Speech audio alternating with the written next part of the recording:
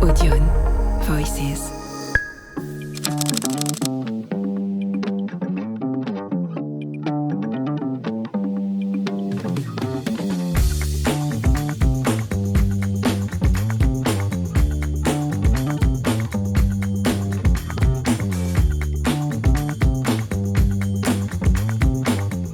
Si je dois prendre quelques éléments particulièrement percutants, un, c'est l'intelligence artificielle. Je pense que tout le monde en parle depuis ce matin et c'est vrai que le débat entre Charlotte et Arthur était particulièrement passionnant.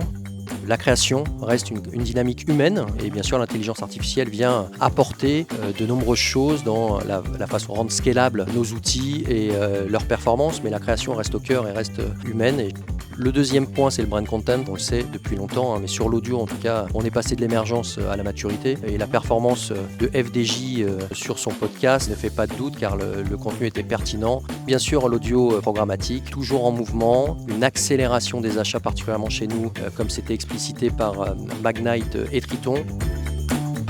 Merci de nous avoir ouvert les chakras encore une fois pour cette jolie édition de Audion Voices 3 qui met en avant ce trio ultra intéressant qu'il est nécessaire d'avoir entre de la technique, du contenu et de l'humain. C'est l'IA du coup qui a été mis à l'honneur. La conclusion de tout ça était que l'IA effectivement fonce et transforme les métiers mais que l'humain restera toujours au centre et que le nerf de la guerre reste également tout ce qui est la création de contenu.